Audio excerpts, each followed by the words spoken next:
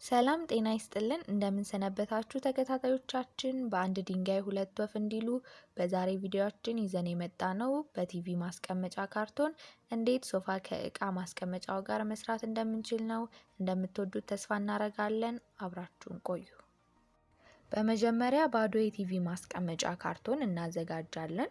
ውስጡም የሚገኙ ለማሸግ የምንጠቀምባቸው አስፈላጊ ስለሆኑ አንጥላቸውም። በዚህ አይነት መልክ በቲቪው ማስቀመጫ ካርቶን ውስጥ ካስገባን በኋላ የካርቶኑን አንደኛ ጎን መክደኛ ቆርጠን ውስጥ ላስገባናቸው መሸፈኛነት እንጠቀማለን። በተለምዶ የዚህ አይነት አሰራር ዴቤድ ሲባል ከሶፋነት በተጨማሪ እንደ አልጋም ልንገለገልበት የምንችልበትን መንገድ በአንድ ላይ የያዘ ነው። በዚህ ቪዲዮ የምንሰራው ግን ሶፋ ከእቃ ማስቀመጫው ጋር ይሆናል። በመቀጠል ያዘጋጀነውን የቲቪ ካርቶን በአንድ በኩል አስተኝተነው በሌላ በኩል ሁለት ካርቶኖች እንለጥፍበታለን።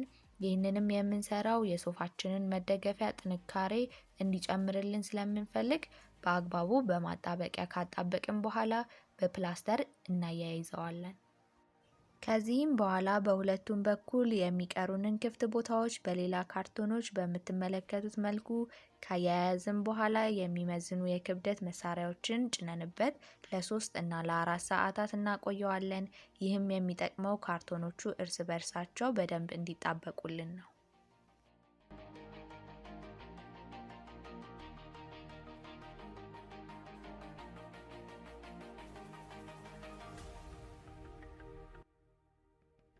ከደረቀልንም በኋላ ለሶፋው ጎኖች የሚሆኑ የካርቶን ሣጥኖች እናዘጋጃለን። ለሁለቱም ጎኖች 5 የካርቶን ሣጥኖች እንጠቀማለን። እነዚህ ካርቶኖች ለሁለት በመክፈል አስተካክለን እናያይዛቸዋለን። በመቀጠልም ያስተካከልናቸውን ካርቶኖች በፕላስተር በማሸግ ከ3 እስከ 4 ሰዓት እንዲቆዩ እንተዋቸዋለን።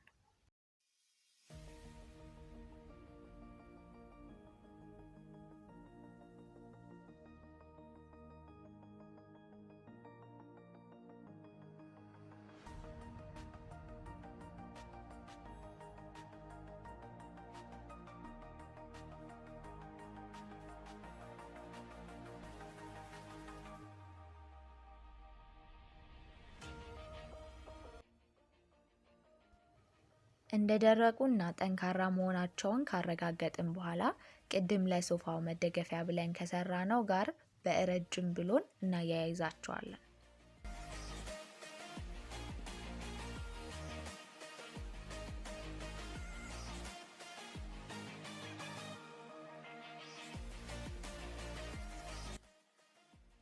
የሶፋውን መደገፊያና እጅ ማሳረፊያ ጎኖች በደንብ ጠንካራ መሆናቸውን መመልከት ትችላላችሁ። በተከታይነት ልንለጥፈው ያሰብነውን ስፖንጅ በደንብ እንዲይዝልን በሶፍት ወይም በናፕኪን እና በማጣበቂያ ከውስጥ እስከ ውጪ ድረስ በዚህ አይነት መልኩ እናጣብቃለን። ይህ ለመድረቅ እስከ 4 ሰዓት ይፈጅበታል።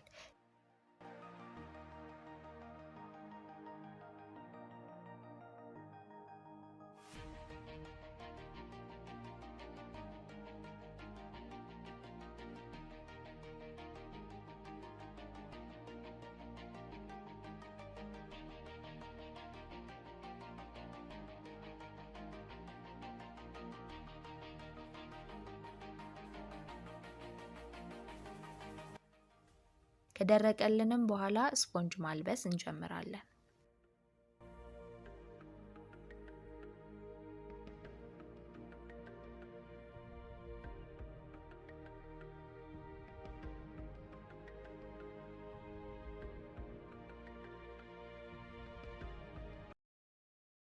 በመቀጠልም በ5 ኢንች ወይም 12.7 ሴንቲሜትር ርቀት መጠን ምልክቶችን እናስቀምጣለን። በዛም መሰረት ምልክት ያስቀመጥንባቸውን በመቀስ ቀዳዳ እንሰራላቸዋለን።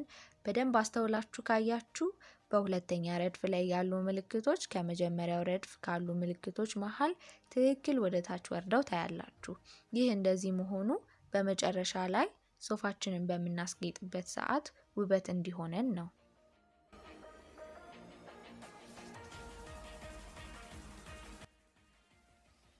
ጨርቁን የምናለብሰው ከውስጠኛው የሶፋ ክፍል ወደ ውጨኛው ይሆናል። ከእጅ ማስቀመጫው ስር ጋር ክፍተት እንዲኖረው እናደርጋለን። ይህንንም የምናደርገው የምናለብሰው ጨርቅ ከካርቶኑ ጋር እንዲያያዝልን ስለምንፈልግ ነው። በተከታይ ጨርቁን በሰራናቸው ቀዳዶች በኩል ከካርቶኑ ጋር ስናያይዝ ሁልጊዜም ከላይ ጥግ ወደ ታች ጥግ መሄድ እንዳለብን መርሳት የለብንም።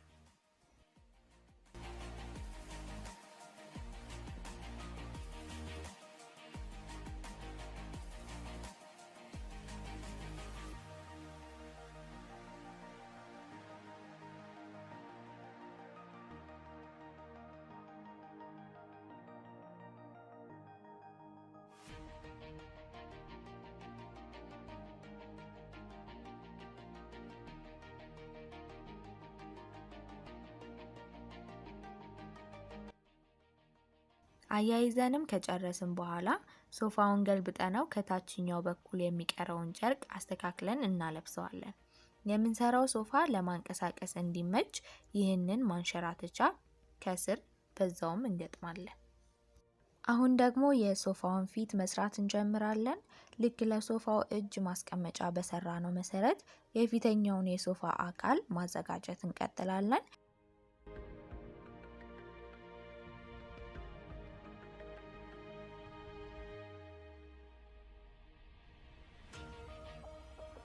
ከጨረስንም በኋላ በጠርዝ ብሎን ማያያዣ ከሶፋው ጋር እናያይዛለን።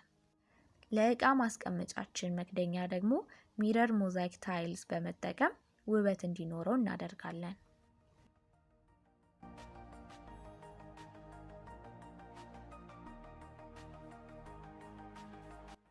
የሶፋውን ውስጠኛ አካል ለመስራት ብዙ ካርቶኖችን አንድ ላይ በፕላስተር በማያያዝ እና ከረጢት ውስጥ በማስገባት ከሶፋው ውስጥ እንከተዋለን።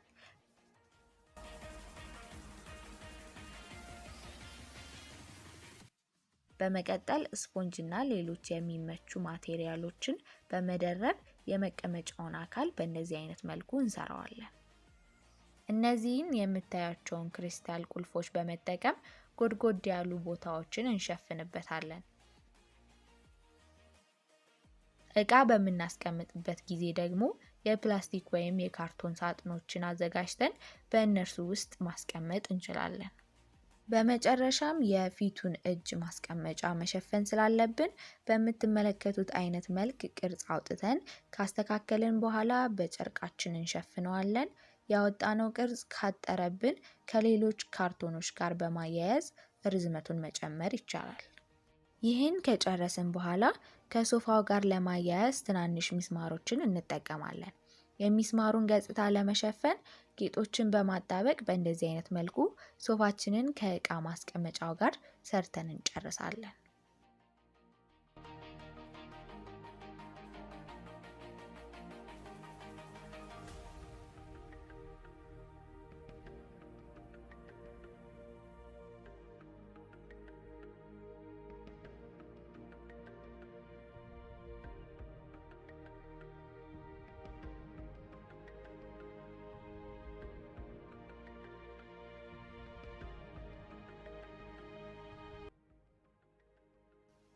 በአብዛኛው የሶፋ መደገፊያ ረጅምና መቀመጫው ደግሞ ትንሽ ጠበብ ያለ ነው።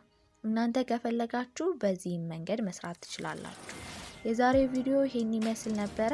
ስለተከታተላችሁን እናመሰግናለን። በሰላም ቆዩ።